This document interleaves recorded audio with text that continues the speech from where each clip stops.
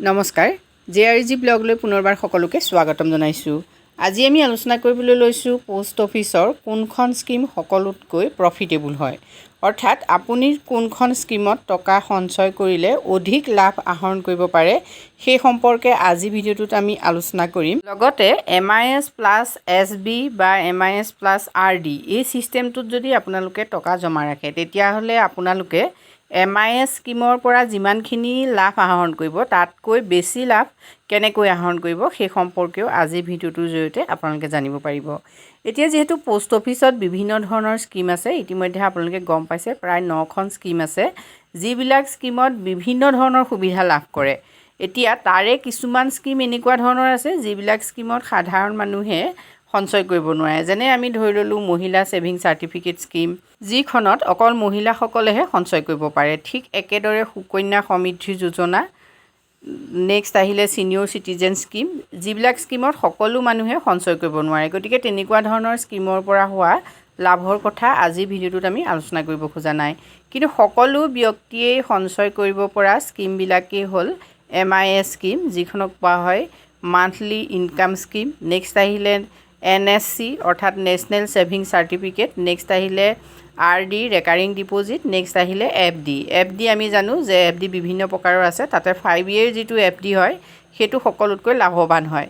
এতিয়া আজি ভিডিঅ'টোত আমি এটা কথা আলোচনা কৰিব খুজিছোঁ যে MIS স্কিমৰ যিখিনি টকা বা যিখিনি সুদ, সেই সুদখিনি যিহেতু মান্থলি আপোনালোকে লাভ কৰিব পাৰে। অৰ্থাৎ MIS স্কিমটো এনেকুৱা এটা স্কিম যিটো স্কিমত আপোনালোকে 5 বছৰৰ বাবে একেলগে সঞ্চয় কৰিব পাৰিব আৰু সেই সঞ্চয়ৰ পৰা যিখিনি আপোনালোকৰ ইণ্টাৰেষ্ট হয় সেই ইণ্টাৰেষ্টখিনি মান্থলি আপোনালোকে ইনকাম হিচাপে লাভ কৰিব পাৰে। এতিয়া এই মান্থলি ইনকামখিনি যদি আপোনালোকে SB একাউণ্টত থয়, অৰ্থাৎ যিটো আমাৰ ছেভিং একাউণ্ট থাকে বেংক পোষ্ট অফিচত আমাৰ যিটো ছেভিং একাউণ্ট থাকে সেই ছেভিং একাউণ্টটোত যদি আপুনি মান্থলি ইনকামটো থৈ যায় তেতিয়াহ'লে আপুনি কিমানকৈ সুদ পাব আৰু তেতিয়া আপোনালোকৰ মেচিউৰিটি এমাউণ্টটো কিমান হ'ব। নেক্সট আপুনি যদি MISৰ যিখিনি ইণ্টাৰেষ্ট সেই ইণ্টাৰেষ্টখিনি যদি RD একাউণ্টত থৈ যায় তেতিয়াহ'লে আপোনাৰ প্ৰফিট কিমান হ'ব সেই সম্পৰ্কে প্ৰথমতে আপোনালোকে জানি লওক। আৰু NSC স্কিমটোত আপুনি 5 বছৰৰ কাৰণে যিটো টকা জমা ৰাখিব লাগিব, গতিকে মেচিউৰিটি এমাউণ্টটো আপোনাৰ কিমান হ'ব সেই সম্পৰ্কেও আজি আপোনালোকে জানিব পাৰিব এই ভিডিঅ'টোৰ জৰিয়তে।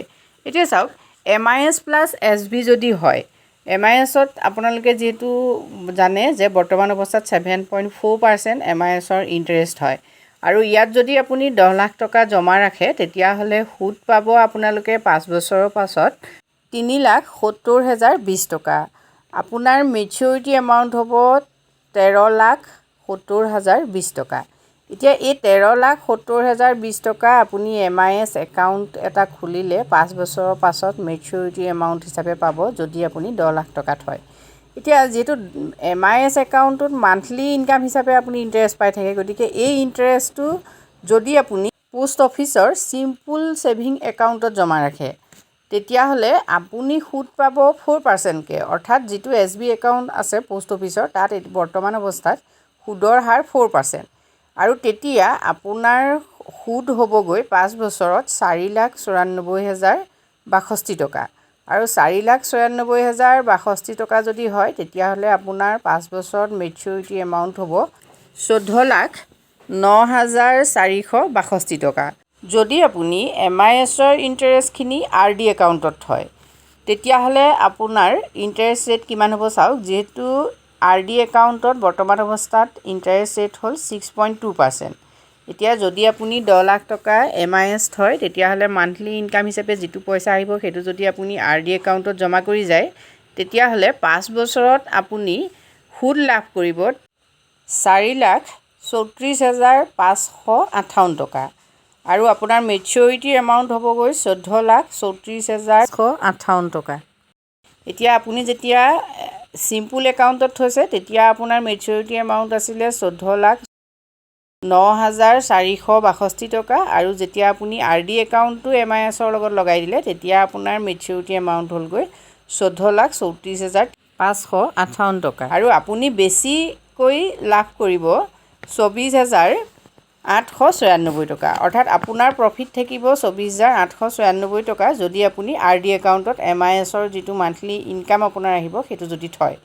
এতিয়া এইখিনিত আপোনালোকে দেখিলে যে আপোনালোকে MIS একাউণ্টটো খুলি অকল থৈ দিলে আপোনালোকৰ প্ৰফিট যিমান হ'ব, যদি আপোনালোকে MIS একাউণ্টৰ লগত SB একাউণ্ট নলগাই RD লগায় তেতিয়াহ'লে আপোনালোকে আৰু বেছি প্ৰফিট পাব।